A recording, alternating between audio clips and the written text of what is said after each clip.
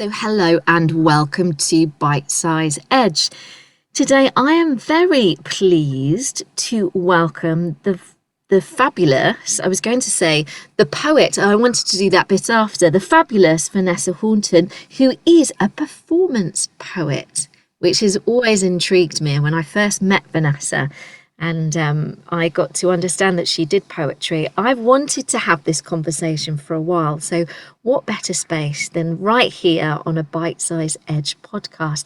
So welcome, Vanessa. Thank you for finally agreeing to join me. It's been a bit of a mission to get you on board, but you're here now. between you and Pip, I won't say coerced, persuaded is the word. Yes. Persuaded, encouraged, Yes. encouraged you to join us because we're both really interested, and I get the pleasure of talking to you today about your performance poetry. So why don't you tell me a little bit more about what you do? So it all started when I went to an open mic session. There's a really good open mic session called Scribal Gathering in Stony, Stratford. And I went with some friends and it's musicians and poets and things like that. And someone said, "Oh, Vanessa, you should have a go at that." I thought, no.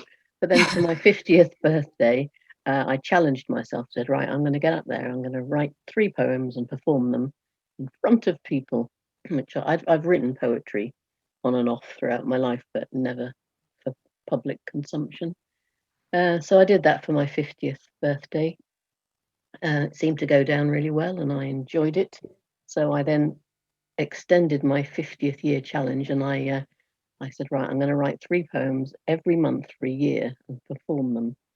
And that's what I did. And it seemed to go well. So from then, I got invited to perform at other places, and I got persuaded to run for. There's a competition for the Bard of Stony Stratford every year, so I entered for that and won. And then it all just took off really, and I performed at literary festivals and mainly open mic sessions, but also charities and things, to help support charities. I'll do a poem for them about the charity and things like that. That's amazing. So this all started with somebody just saying you should just go along and do an open mic night. And even though should is not a word we should use in NLP, lo and behold. Look what happened and look where you are.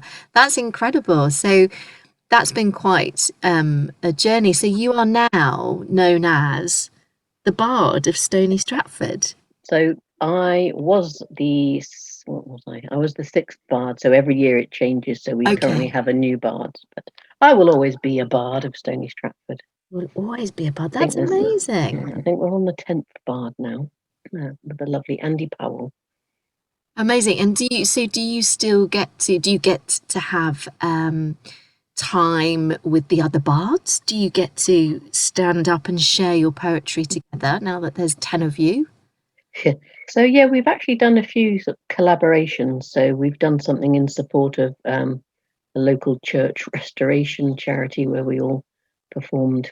It was called the Magdalen Tower, and we all performed something about that. And we've recently done a written collaboration just because there's so little, it's hard to have an event at the moment. So we've just written a joint poem between us that's going up on local poster boards and things. So you're still very much involved in writing and collaborating and performing. Yes, so Scribal Gathering, which you can find on Facebook. It happens on the 2nd Tuesday of every month. So we're now doing it sort of streamed live on Facebook. So that's still going on. And I was the featured performer last month. And it happens every month. And it's a great mix because it's music and poetry and comedy, spoken word, storytelling, you name it. So it's a lovely mix of performers. Fantastic. And is there any particular genre to your poetry or any particular style?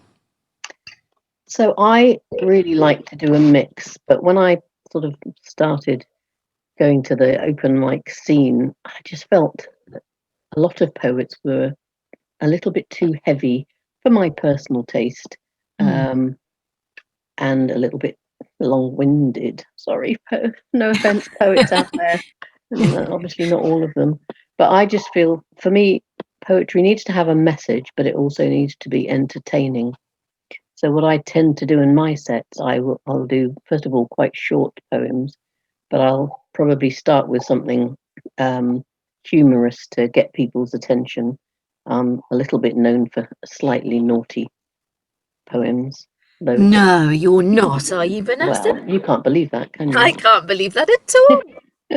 And I'll normally do three. I'll start with something humorous, do something serious in the middle, and then leave people on a light note as well. Just because I want people to be entertained as well as made to think.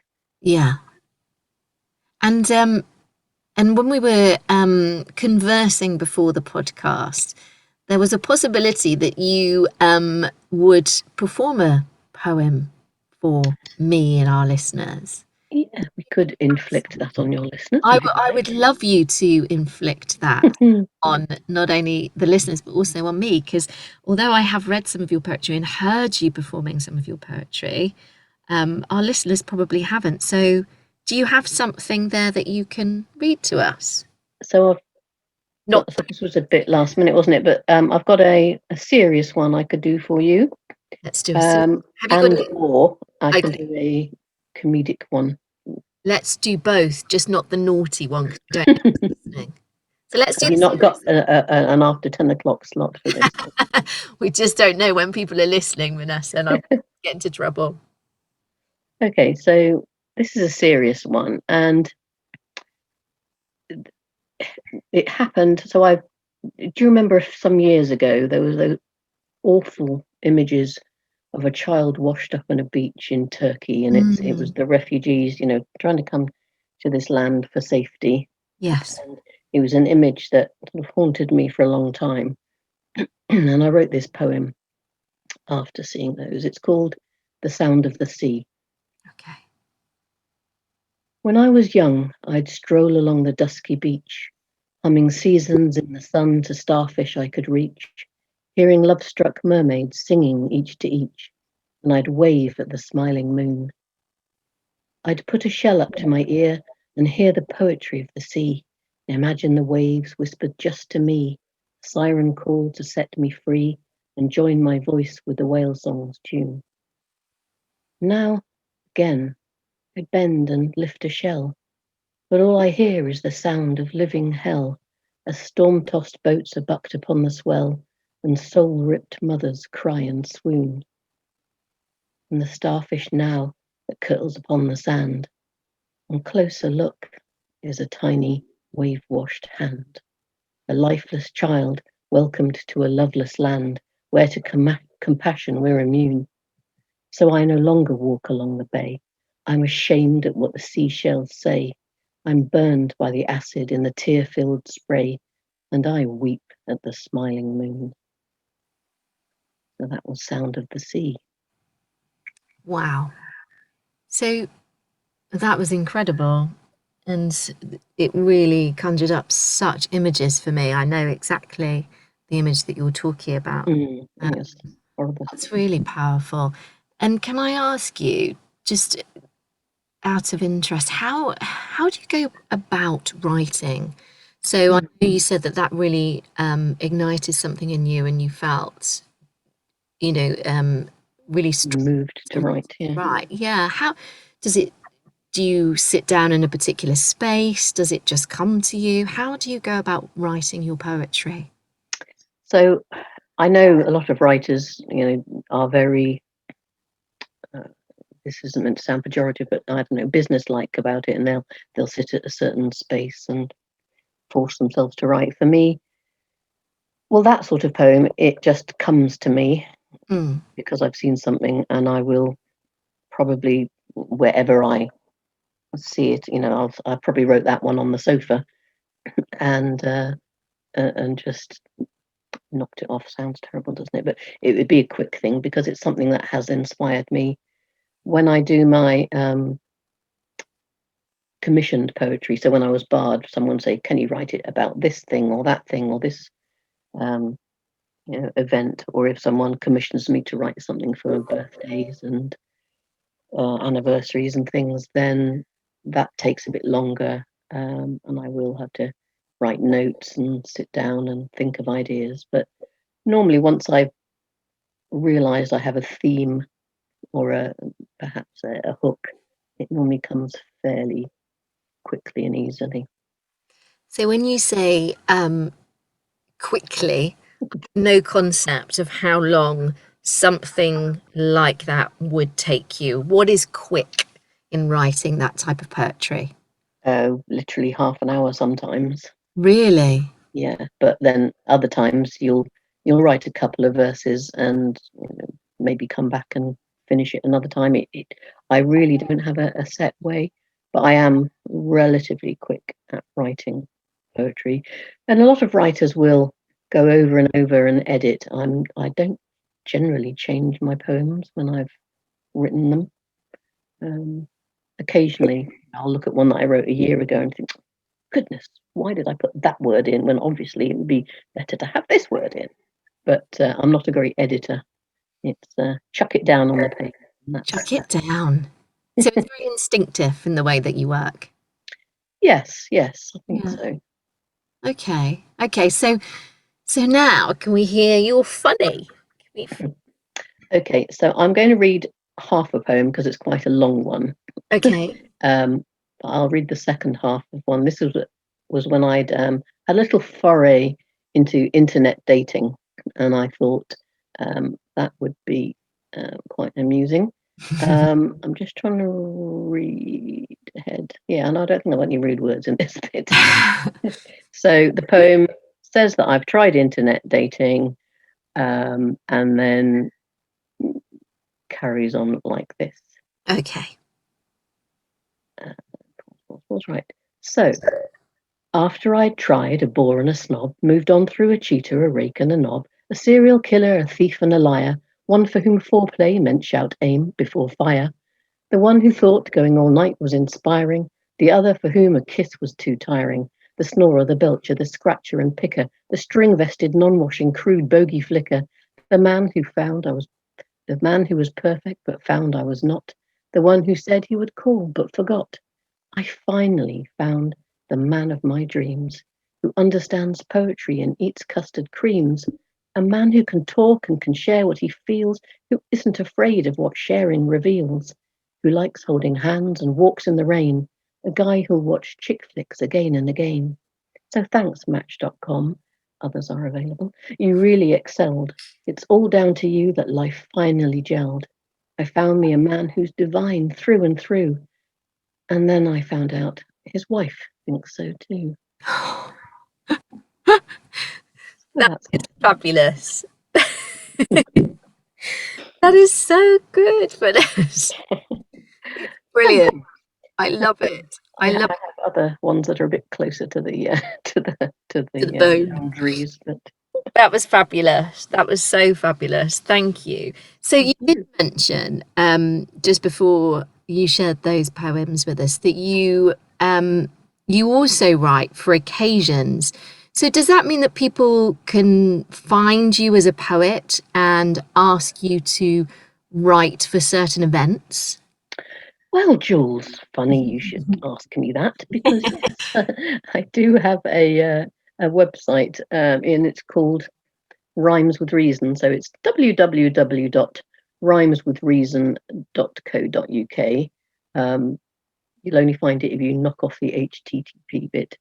Okay. But basically, that gives examples of things I've done and how it works.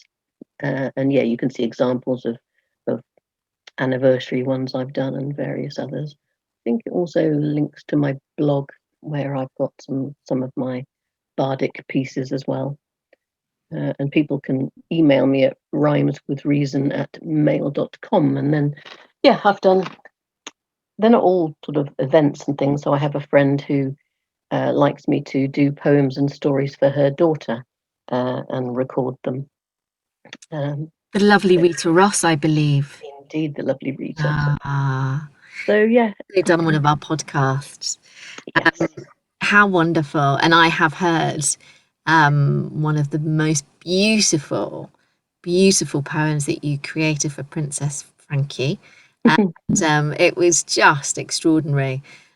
You have a talent, Vanessa. You really do have a talent, and Oh, it's thank you. one that what a joy to be able to share such such a such a form of escapism, if you like. Being able to sit and listen to poetry is just yeah, such a pleasure. I mean, I'm I love words, I love language, but I don't really read or listen to poetry per se. So I think poetry gets a bit of a bad rap. You know, people at school were forced to read poems that they didn't yeah. perhaps necessarily like. But I mean, words, as you say, they've just got such a power to move and to persuade. And yeah, I do appreciate the fact that I can move people with words. Mm, Um, such a, as I say, such a talent and such a wonderful thing to be able to do. So thank you for sharing some of your poetry with us today. Thank you for asking me. So let me ask you just a quick question, just to link it, if I can, to the fact that we met when you came along and did some of your NLP training with Edge, and in fact, you're due to do more with us I very am. I just soon. can't get enough. You can't. It's wonderful. But how has NLP has it impacted your world of performance poetry? Or has it been more context related for the work that you do? Because I know the work that you do is incredibly poignant at the moment. I believe that you've just taken on a new role within inclusion and diversity. So where does Yeah. NLP sit in all of those things that you do? Mm. So to be honest, I went on the first course for me personally. I thought it might help with various issues in my life. Um, but I found, we'd have to have a whole hour just talking about that. I found it just fascinating, Mm, and also slightly annoying because it told me that I was responsible for how I react to things, which was really quite um, quite not chuffed. I was dischuffed with that. I thought, you oh, hoping it's up it to was me. someone Yeah, I thought I can't blame anyone else. And the other thing about NLP, actually, you're talking about the power of words. Well, there's a whole section, isn't there, on language else? Oh and yes. how the language we use with ourselves and others um, makes such a difference. So, as I say, I started it on a personal plane, if you like. But then I thought, this is really useful at work. So anything around change and well-being, and helping people through the difficult times that we're going through now, being able to reframe problems for people, Mm. I just think it's relevant in any work that you're doing. Um, and yeah, I'm not sure that I've noted a particular relevance for inclusion and diversity, but as I said, it's just relevant for everything, Mm. helping people reframe using the right language for them to help them understand things. And it is that thing, isn't it? I think with NLP that it's not necessarily that we go, right, I've got this big old toolkit. What am I going to use today? It's more subtle than that. I think it's Definitely. embedding into our day-to-day thought processes and the way in which we choose to behave, which in essence then has an impact and a knock-on effect, hopefully in a positive way, to Yeah, absolutely. Yeah. the things that we do.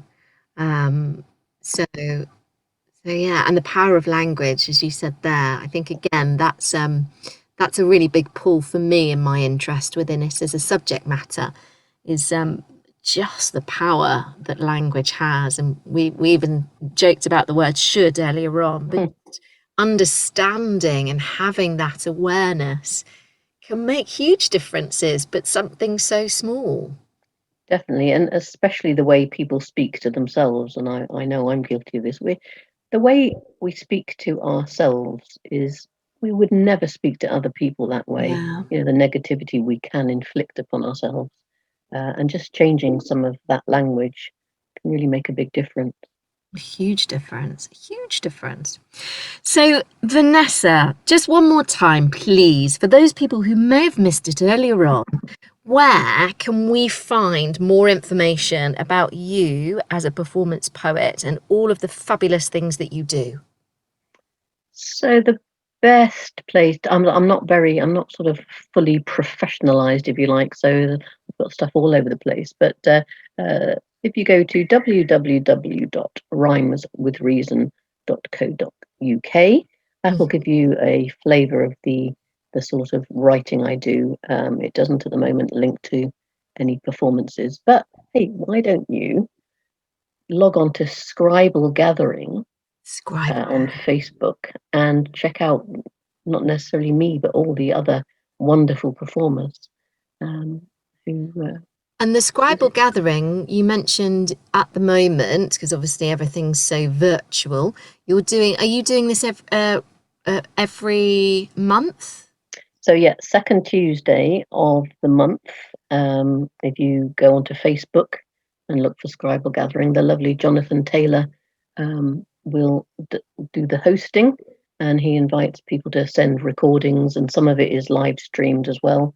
And he's live on Facebook 8 o'clock every Tuesday, every second Tuesday. Every second Tuesday. And can you just turn up to observe, or is it only if you want to No, actually no, absolutely. For observers, we love an audience, and it's a shame we can't have live? gathered ones at the moment. So no, just you can click on, you can see previous performers and check out the current ones too. Amazing. Vanessa, thank you so much for talking to me. So I have one final question for you. Was it as bad as you thought it was going to be? Oh, you're much worse. You're terrifying. It wasn't that bad No, at it's all. lovely to talk to you, and thank you very much for persuading me. You are very welcome, and I like to use the word encourage. That's it. Thank you, Not coerce at all. Vanessa. Thank you so much for your time today. Lovely chatting to you, and I'm looking forward to working with you. Not next week, but I think the week after for time. Ooh, exciting, exciting. Very exciting. Take care, Vanessa, and I will speak to you soon. Bye. Thanks. Bye.